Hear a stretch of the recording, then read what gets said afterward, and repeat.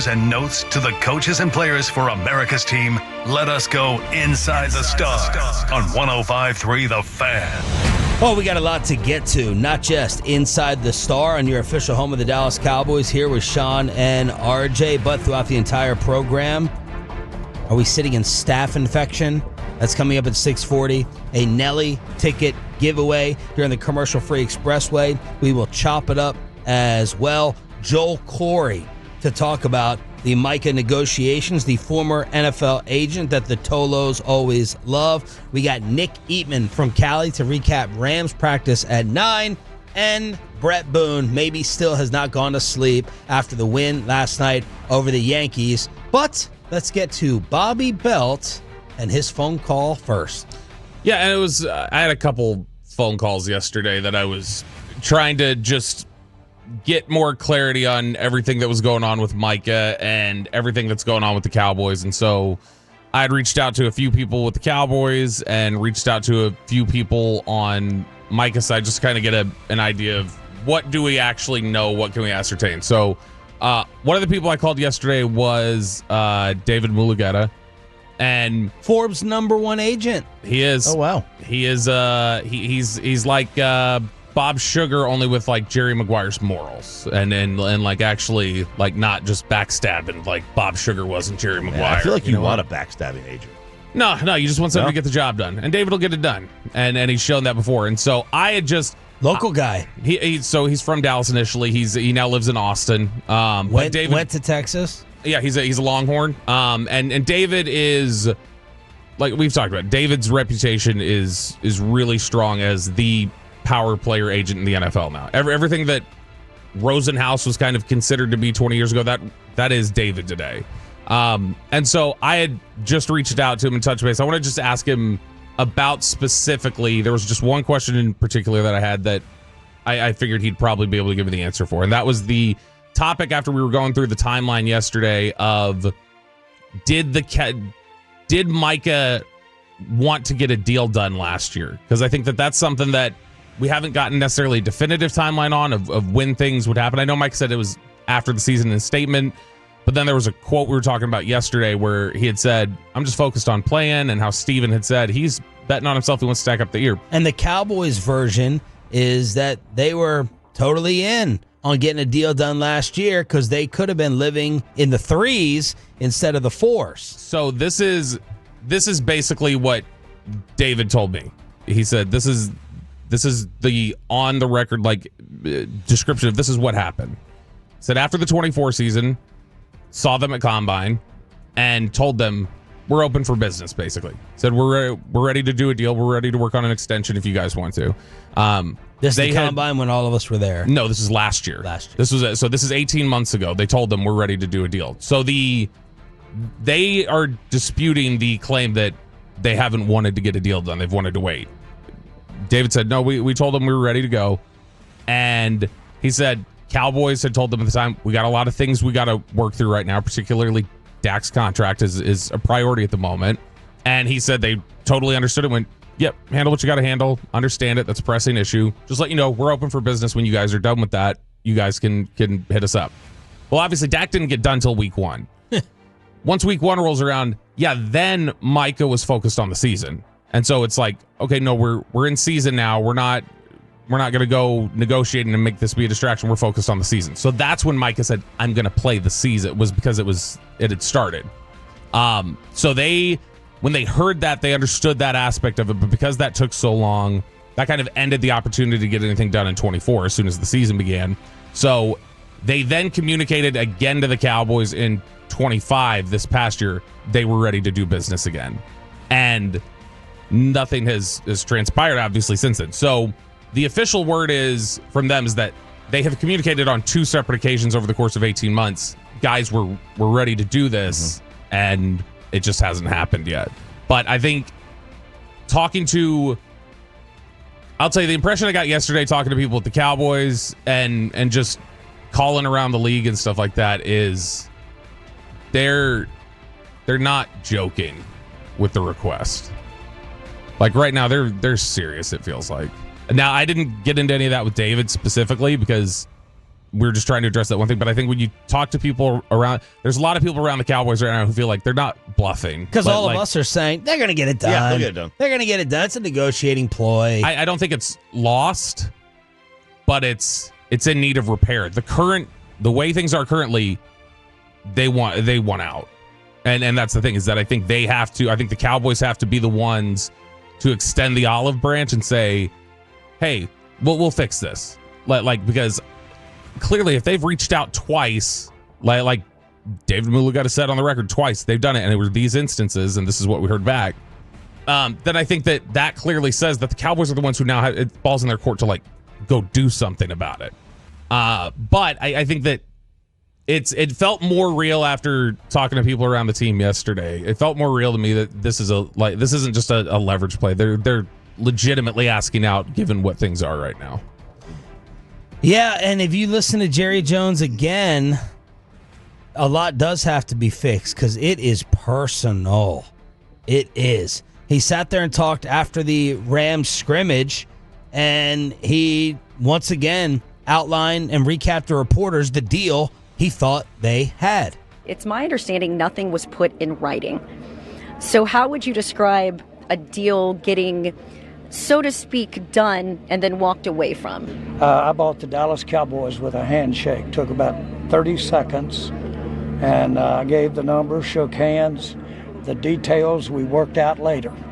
As a matter of fact, one of the details involved a lot of money, and we had to flip a coin over that. But the fundamental, I'm buying, and you're going to sell it to me for that range, that's done. And those are done with eye contact and handshake.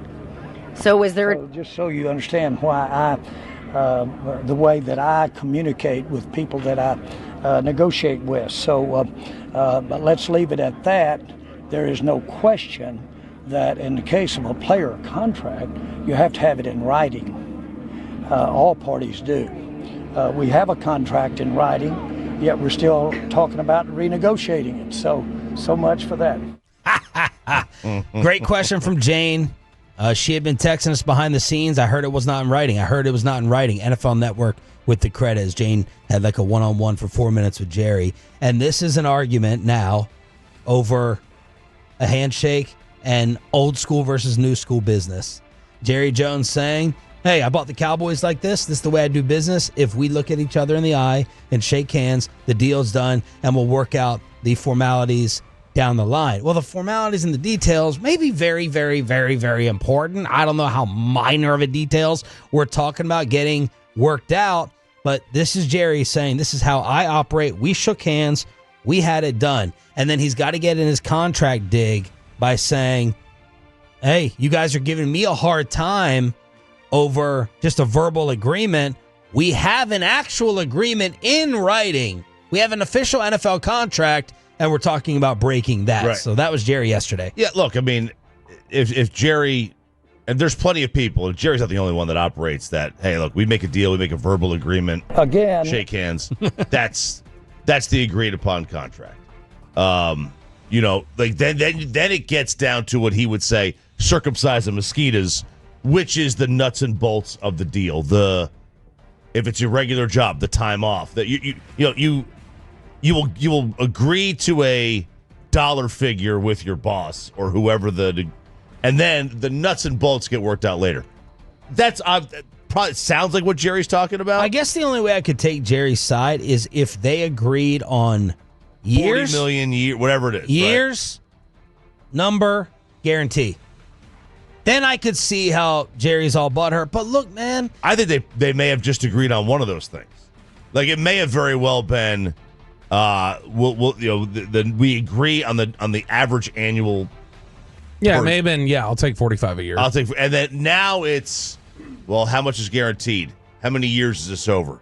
That's the stuff you got to work out. And those aren't small things. They're not small. On Micah's behalf, they're not small things. 4 years versus 5 years, getting back to the market like Dak did. The guaranteed money that I know no matter what, if I get hit by a car, will be in my bank account. Those aren't small things. Again, we're just guessing over to what they were negotiating over. But the final thing I'll say on this before turning it over to Bobby, I used to start off like this because my dad was old school. Handshake, napkin, we looked at each other in the eye for his profession and practice in Maryland. And people started leaving, and people started breaking the deals. And then finally we had to have a kumbaya of, man, it's nice, Dad, that you have these principles and you have these ethics and you have these morals and all that crap. But eventually at the end of the day, that's what it is. It's crap until it's written down and signed. When I'm sitting there selling a house or making this deal or that, he always tells me, Mr. Principal, Mr. Handshake, Mr. Look in the Eye. It doesn't mean anything until it's signed and the money is in the account. And Jerry Jones is just stuck on that old school way. Yeah, and look, I don't, like you're saying, I don't think there's anything wrong necessarily with being idealistic about it like that. Like thinking necessarily like, man, a handshake and a firm word. But again, if the context of what you were even discussing was misunderstood, then that handshake could have been sincere, and like there's just a completely different interpretation as to what that handshake means. And was Micah surprised? This is another thing. Was Micah surprised that their leadership meeting turned into a negotiation, or did he walk in there thinking that he was Lamar Jackson representing himself? Because if that's the case, which Micah said it was, then I don't care what Jerry Jones agreed to. You circumvented the rules. I don't know why the National Football League has not stepped in and punished him or the Cowboys for illegally negotiating. That's what this is.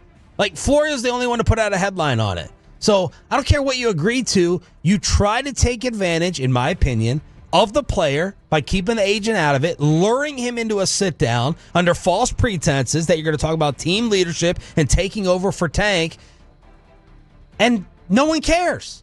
Like, no one cares in the whole league. Yeah, here's the problem. This is being represented, it feels like, from the Cowboys side a little bit. It's being represented like this is the DeAndre Jordan situation from 10 years ago with Dallas, where it's like, man, we had this firm agreement, and then David Mulugheta came in and he put a chair under the door and blocked anybody from coming in and letting Micah sign it. Like, that's what we've run into now. It's like, no, the difference in that one is like DeAndre Jordan had agents that negotiated the deal, had it ready, and then DeAndre Jordan just walked away from what he had agreed to and didn't sign it. Yeah. If that was a deal where you negotiated everything, the thing was in front of you, it's placed for it. I understand Jerry being that mad about it. If it's you guys talked, and there's not even a complete clarity about what are we discussing, what are we here for, you can't take any of that. I'll ask you some yes or no's about your conversation with Mulugheta. I already really kind of probably know the answers, but you can just say yes or no. Obviously, he did not tell you the terms of what they're looking for. No. Did he elaborate on them just not speaking or his phone calls not getting returned? No. All right. Those are my two questions. Like I said, he's very... David's not going to negotiate through the media. He'll clarify things for you, and I know that. And so if I ask him, I knew asking him specifically, hey, the timeline, what's true here, then I know David's going to address that and is comfortable addressing that. That's why I still called around asking other people things. And like I said, the biggest impression I got talking to people yesterday is they're not joking. They're very serious about their request.